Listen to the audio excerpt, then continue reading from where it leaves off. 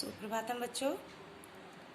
चलिए आज हम संस्कृत व्याकरण के लिए फिर एक हमने वीडियो बनाई है जिसमें हम क्या सीखेंगे, गिनती। पिछली वीडियो में हमने क्या सीखा बेटा? पिछली वीडियो में हमने धातु रूप सीखे हैं 5 लकारों में, जो आपको बहुत अच्छे से आ गए होंगे और आशा करती हूँ आप उनको याद भी कर रहे होंगे। चलिए अब आज हम क्या सीखेंगे? हम सीखेंगे संस्कृत गणना। गणना किसको बोलते हैं? गिनतियों को बोलते हैं। गिनतियाँ उसी प्रकार से होती हैं जैसे हमारे हिंदी में भी होती हैं, इंग्लिश में होती हैं, ऐसे ही हमारी संस्कृत में भी होती हैं। कैसे होती है संस्कृत में? आपको बहुत ही आसान होती हैं गिनतियाँ। देखो, हम ऐसे नंबर 1 से लगा के 10 तक हम नीचे लिख लेंगे 1 2 3 करके। उसको फिर हम देखिए, एक को क्या बोलते हैं? एक कह। 2 को क्या बोलते हैं? द्वयो। 3 को त्रय। 4 को चत्वार है।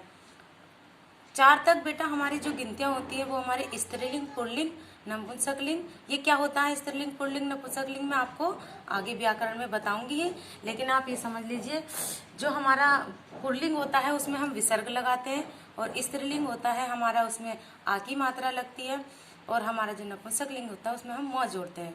जैसे बालक के है, बालक के है हो गया, ये पुल्लिंग हो गया। बालिका ये हमारा स्त्रीलिंग हो गया, और हमारा पुस्तकम जो हो गया वो नपुंसकलिंग हो गया। ठीक है, तो इस प्रकार से ही हमारी 4 तक बस होती हैं। जैसे 1 में एकाहा हो जाए, एका हो जाएगा और एकम हो जाएगा। 2 में द्वया हो जाएगा और द्वया हो जाएगा इसका। और 3 में भी इसी प्रकार से 3 और 4 चतवारी हो जाएगा 4 का। ठीक है, और चतवार है, चतवारी। इस प्रकार से आपको 4 में अलग अलग मिल सकता है, लेकिन आप नाम से ही उसके समझ जाएंगे कि 1 2 3 में ये क्या है।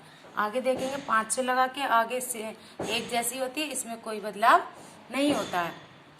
तो आप देखेंगे इसमें ये लिखा हमारा 5 6 7 8 9 10। आगे देखेंगे बेटा 11 है। अब 11 से क्या होता है कि जो हमारी हम 11 12 13 ये लिखते हैं ना, तो ये हमारी जो पीछे अंक लिखे हुए हैं 1 2 3 4 5 और ये आगे 10 की दहाई है, तो हम इन अंकों को आगे लिखेंगे और दहाई को हम पीछे ले जाएंगे। देखिए सबके पीछे हमारा क्या जुड़ा है? 10 10 10 10 जुड़ा है। 19 तक जुड़ा होगा, क्योंकि 19 के बाद हमारा क्या आता है? 20 आता है। तो ऐसे एका 10, द्वा 10, त्रयोदश, चतुर्दश, पंचदश, षोडश, सप्तदश, अष्टादश, नवदश। अब एक विसंति, ये देखिए बेटा 19 को क्या बोलते हैं? 19 के बाद क्या आता है?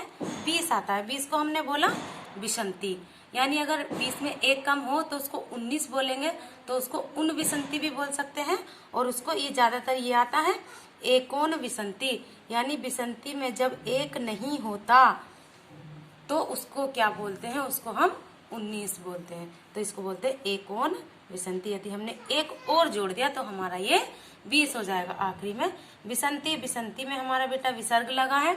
ये आपको दहाई से पता चल जाएगा कहाँ पर हमें हलंत लगाने हैं, कहाँ पर हमें विसर्ग लगाने हैं। ठीक है, ऐसे ही आगे आ जाओ 21 से हम आगे फिर कहाँ तक लिखेंगे? 30 तक लिखेंगे। 21 22 23 24 25 26 27 28 29 30 ये लिखेंगे। अब देखो 21 को क्या बोलते हैं? एक विसंति ही। विसर्ग लगाएंगे बेटा सबके पीछे। द्वया विसंति ही, त्रयो विसंति, चतुर्विसंति, पंच विसंति। देखिए कितना इजी है। ये पंच जुड़ रहा है, 6 ये जुड़ रहा है आपके, कितना इजी है। सप्त विसंति, अष्ट विसंति, नव विसंति। अब ऐसी उसी प्रकार से 30 में आ गया है कि 30 में जब एक कम होता है तो उसको क्या बोलते हैं? एकोन त्रिंशत, यानी 29 को हम उन 63 भी बोल सकते हैं। और नव विसंति तो बोलेंगे ही। ठीक है, एकोन त्रिंशत बोल सकते हैं। और बाद में क्या था हमारा? 63। देखिए 63 जब लिख रहे हैं बेटा तो हमारा इसके नीचे क्या लगा हुआ है? इसके नीचे हमारा हलंत लगा हुआ है। ये हलंत इसको बोलते हैं जब हम ऐसे करके किसी भी शब्द पे नीचे को डंडा खींचते हैं, उसको हलंत बोलते हैं। तो ये 63 पे हमारा हलंत लगा हुआ है। और जब हम आगे लिखेंगे 1 त्रिंशत, 2 त्रिंशत, तो हम सब पे हलंत लगाते हुए जाएंगे। और 20 तक आपको समझा रही हूँ, और हमें गणना करनी है कहाँ तक? 1 से लगा के 100 तक करनी है। और इसको जब हम लिखेंगे ध्यान से लिखेंगे कि किसको क्या बोलते हैं। ये आपके पेपर में भी आएगी, मैचिंग के लिए भी आ सकती है। और एक आध अंक पूछ लिया कि चत्वारिंशत चतुर्विसंति किसको बोलते हैं?